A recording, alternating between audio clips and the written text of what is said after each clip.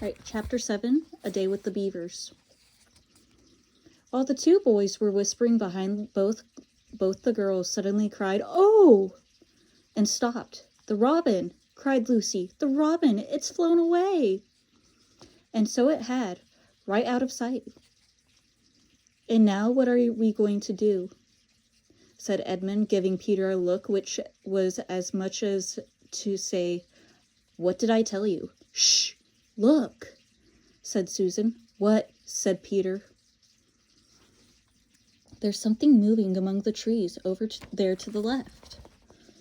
They all stared as hard as they could, and no one felt very comfortable. "There it goes again," said Susan presently. "I saw it that time too," said Peter. "It's still there. It's just gone behind that big tree." "What is this?" asked Lucy, trying very hard not to sound nervous. "Whatever it is," said Peter, "it's dodging us. It's something that doesn't want to be seen. Let's go home," said Susan. And then, though nobody said it out loud, everybody suddenly realized the same fact that Edmund had been whispering to Peter. At the end of the last chapter, they were lost. "What's it like?" said Lucy. It's a kind of an animal," said Susan. And then, look, quick, there it is!" They all saw it this time, a whiskered furry face which had looked out at them from behind the tree. But this time it didn't immediately draw back. Instead, the animal put its paw against its mouth just as humans put their finger on their lips when they are signaling you to be quiet. Then it disappeared. The children all stood holding their breath. A moment later, the stranger came out from behind the tree, glanced around as if it were afraid someone was watching, and said, "Hush!" Made signs to them to join it in the thicker bit of the wood. That's the image where it was standing, and then once more disappeared. "I know what it is," said Peter. "It's a beaver. I saw its tail." "It wants us to go to it," said Susan, "and it is warning us not to make noise." "I know," said Peter. "The question is, are we going to go to it or not? What do you think, Lou?" "I think it's a nice beaver," said Lucy. "Yes, but how do we know?" said Edmund. Shan't we have to risk it?"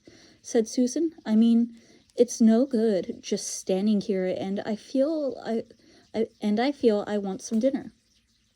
At this moment, the beaver again popped its head out from behind a tree and beckoned earnestly to them. "Come on," said Peter. "Let's give it a try. All keep close together. We ought to be a match for one beaver if it turns out to be an enemy." What's the image of the beaver? So the children all got close together and walked up to the tree and in behind it. And there, sure enough, they found the beaver. But it still drew back, saying to them in a hoarse, throaty whisper, "Further in, come further in, right in here. We're not safe in the open." Only when it had led them into a dark spot where 4 trees grew so close together that their boughs met, and the brown earth of the pine needles could be seen underfoot because no snow had been able to fall on them, did it begin to talk to them. "Are you the sons of Adam and the daughters of Eve?" it said. "We're some of them," said Peter. "Shh," said the beaver. "Not so loud, please. We're not even safe here." "Why? Who are you afraid of?" said Peter. "There's no one here but ourselves." "The trees. There are the trees," said the beaver. "They're always listening. Most of them are on our side, but there are trees that would betray us to her. You know who I mean." And it nodded its head several times. "If it comes to talking about sides," said Edmund, "how do we know you're a friend?" "Not meaning to be rude, Mr. Beaver," added Peter, "but you see, we're strangers." Quite right, said the beaver. Here is my token. With these words, it held up to them a little white object. They all looked at it in surprise, till suddenly Lucy said, "Oh, of course, it's my handkerchief. The one I gave to poor Mr. Thomas." "That's right," said the beaver.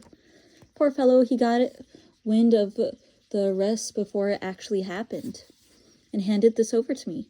He said if anything happened to him, I must meet you here, and take you on to." Here the beaver's voice sank into silence, and it gave one or two very mysterious nods, then signaling to the children to stand as close around as they possibly could, so that their faces were actually tickled by its whiskers. It added in a low whisper, "They say Aslan is on the move. Perhaps has already landed." And now a very curious thing happened. None of the children knew who Aslan was any more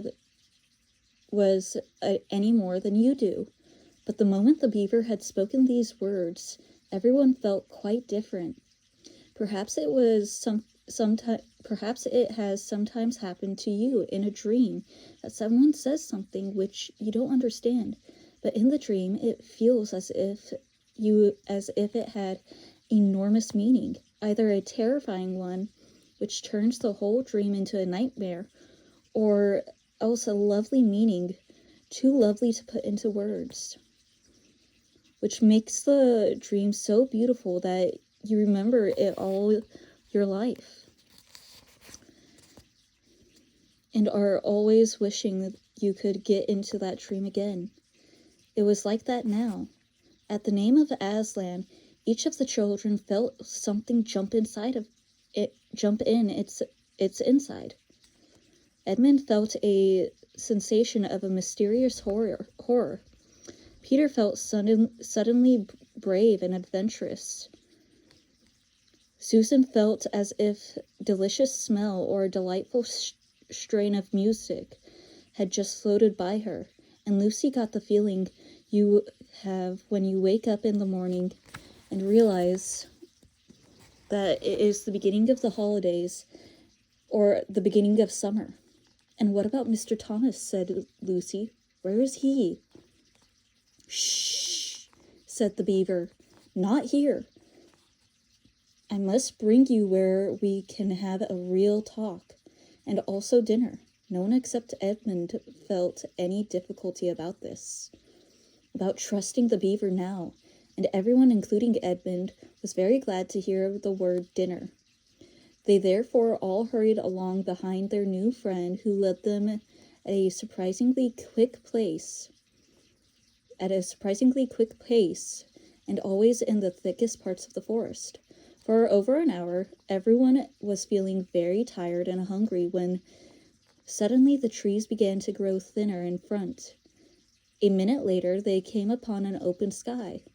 The sun was still shining, and found themselves looking down on a fine sight.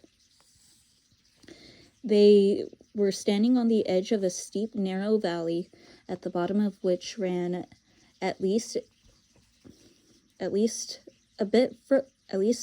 it would have been running if it hadn't been frozen, a fairly large river. Just below them, a dam had been built across the river, and when they saw it, everyone suddenly remembered that, of course, beavers are always making dams, and felt quite sure that Mr. Beaver had made this one.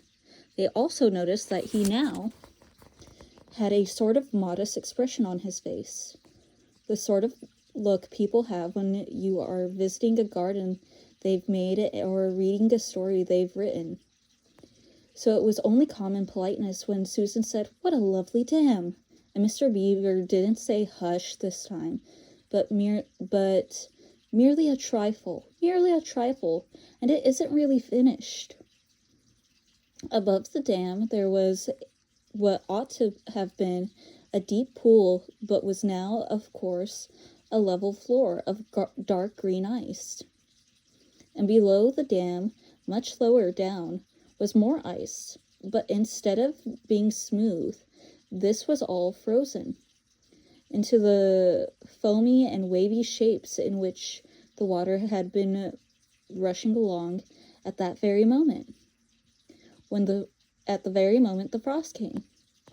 And where the water had been trickling over and spurting through the dam, there was now a glittering wall of icicles, as if the side of the dam had been covered all over with flowers and wreaths and festoons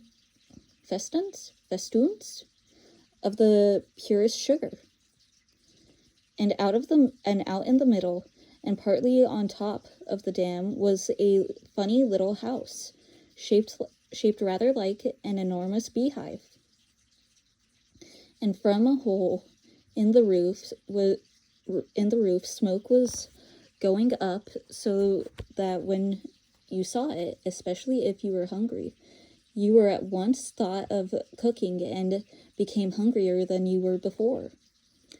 That was what the others chiefly noticed, but Edmund noticed something else. And then that's the image.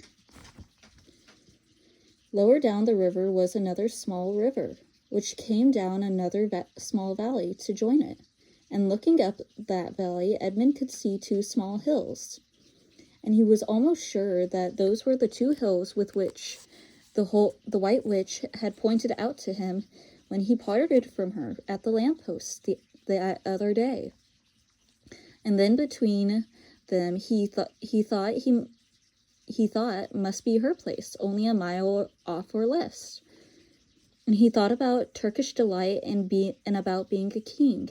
And I wonder how Peter will like that, he asked himself.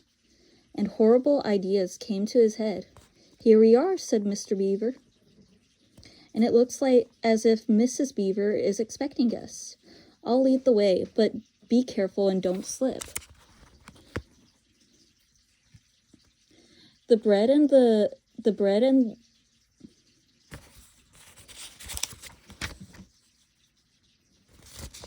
I skipped a page. That's my bad.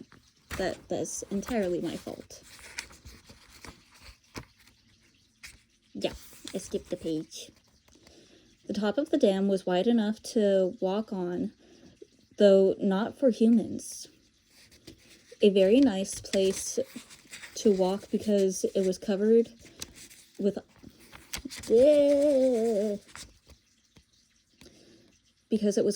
ice.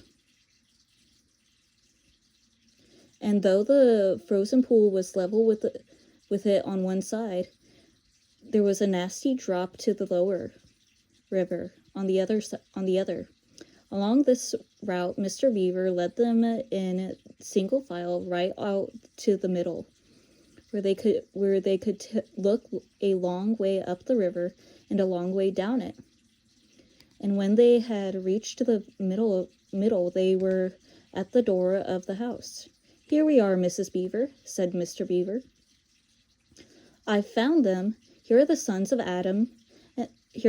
and daughters of Adam and Eve. And they all went in. The first thing Lucy noticed as she went in was the burring sound. And the first thing she saw was a kind-looking old she-beaver sitting in her corner with a thread in her mouth, working busily at her sewing machine.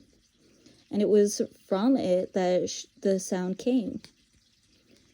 She stopped her work and got up as soon as the children came in. So you've come at last, she said, holding out both her wrinkled old paws. At last, to think that ever I should live to see this day. The potatoes are on boil and the kettle's singing, and I dare say, Mr. Beaver, you'll have to get us some fish. That I will, said Mr. Beaver, and he went out of the house. Peter went with him, and across the ice of the deep pool to where he had a little hole in which he kept open every day with his hatchet. They took a pail with them. Mr. Beaver sat quietly and at the edge of the hole. He didn't seem to mind being so chilly. Looked hard into it, then suddenly shot his paw, and before you could say Jack Robinson, he had whisked out a beautiful trout. Then he did it all over again until they had a fine catch of fish. Meanwhile, the girls were helping Mrs. Beaver to fill the kettle and lay the table and cut the bread and put the plates in the oven to heat and draw a huge jug of beer for Mr. Beaver from a barrel, which stood in one corner of the house, and to put on the frying pan and get the dripping hot. Lucy thought the Beavers had a very snug little home, though it was not at all like Mr. Thomas's cave. There were no books or pictures, or instead of beds, there were bunks, like on a board ship, built into the wall. And there were hams and strings of onions hanging from the roof, and against the walls were gumboots and oilskins, and hatchets and pairs of shears, and spades and trowels and things for carrying mortar in, and fishing rods and fishing nets and sacks. And the cloth on the table, though very clean, was very rough. Just as the frying pan was nicely hissing, Peter and Mr. Beaver came in with the fish, which Mr. Beaver had already opened with his knife and cleaned out in the open air.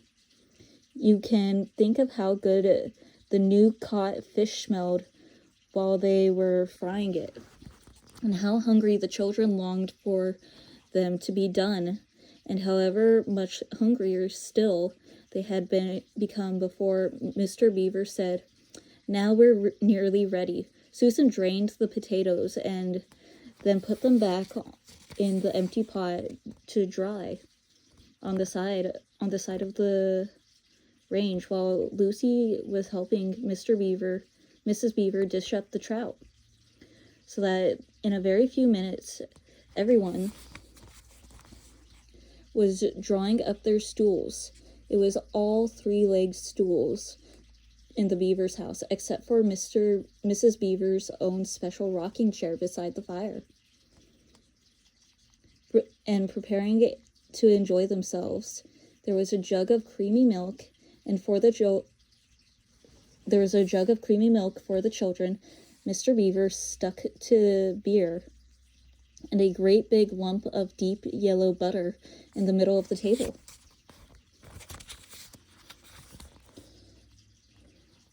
From which everyone took as much as he wanted to go with his potatoes.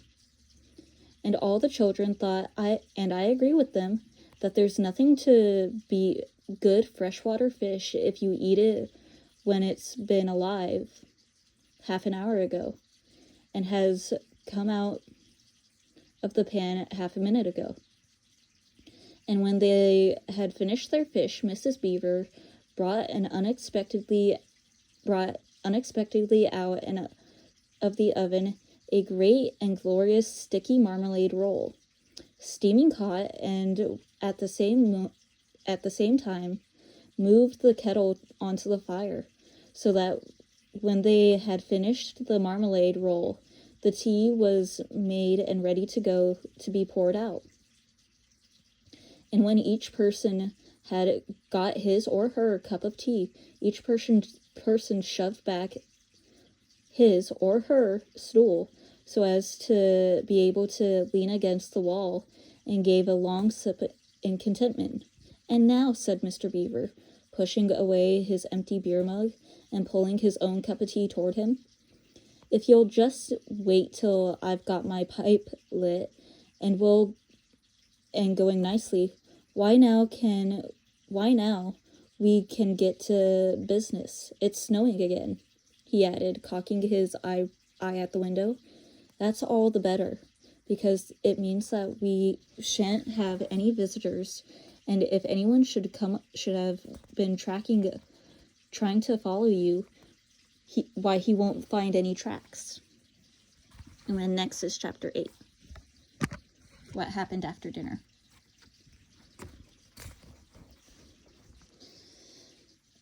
Frickin' Edmund. Like, I realize he's got some of his own plans, but, like, at the same time, he's bringing up some good points.